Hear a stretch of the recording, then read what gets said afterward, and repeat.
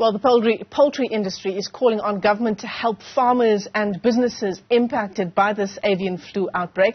Vuka Chonco is the Deputy General Secretary of the Food and Allied Workers Union, and he joins us for more on the story. Vuka, it's great to talk to you. Thanks very much indeed for coming on.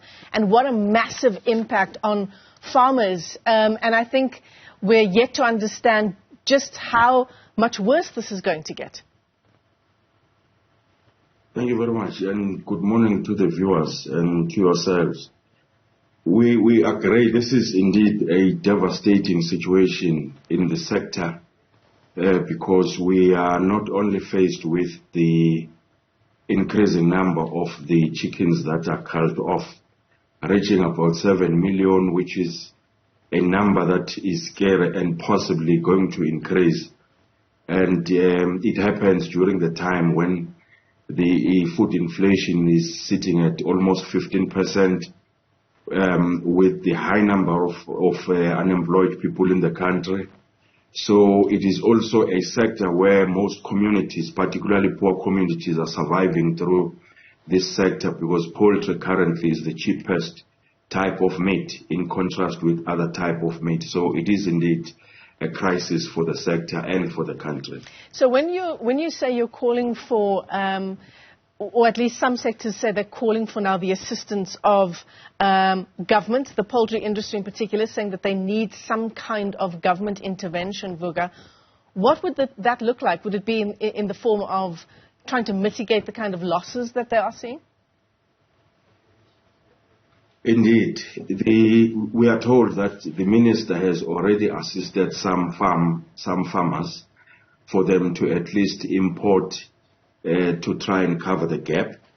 We don't dispute that, but we want to advance a view that in the process of doing so, those who are importing should not import way beyond what they are losing. For example, if you are cutting about 2 million birds, you don't have to import way above what you have culled off, so that you are able to maintain, the issues of prices in the market to accommodate poor communities. But in terms of the involvement of the government, we would appreciate if the government can advance or fast track the vaccine, because other countries have already started doing so.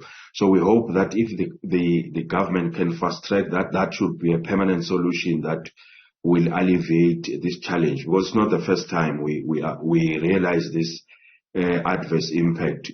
The first case was in 2017, the other one was in 2020. We are still sitting in the same situation.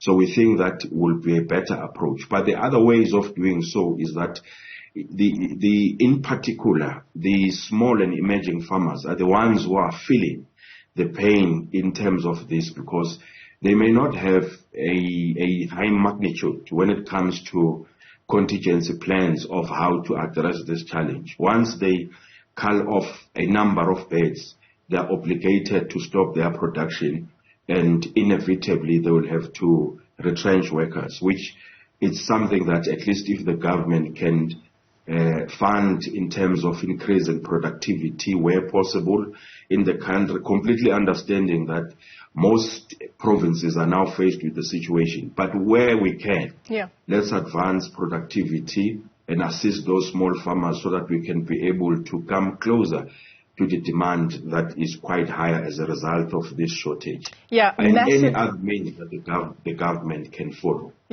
Massive impact, as you say, on the industry, from farms themselves, from workers, and ultimately, Vuka, it's going to trickle down to consumers. We know that chicken is probably the meat that is the most consumed by people in our country. It's the most affordable.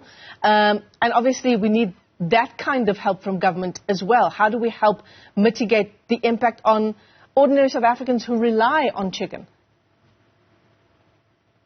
Absolutely. The first thing that we have advanced to the government and to all other stakeholders is the issue of prices. Because now that over 200 or so permits have been issued by the minister to import, let's make sure that communities and the lowest paid do not suffer as a result of prices being inflated on the basis that these chickens are actually imported.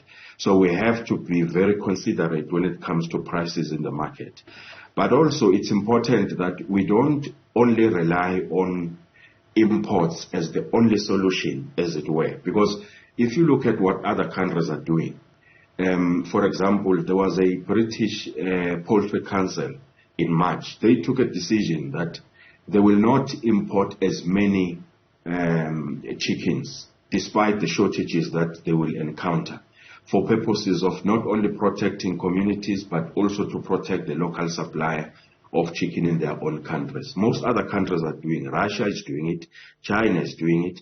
So we ought to use whatever that we have to make sure that there is a local supply and a continuity of production increased to make sure that we feed the nation. Yeah. And meet the demand, as it were. Absolutely. Various angles to the story. Vuka, Chonco, let me thank you for your time this morning, the Deputy General Secretary of the Food and Allied Workers Union, as we continue to track the effects of this latest avian flu outbreak.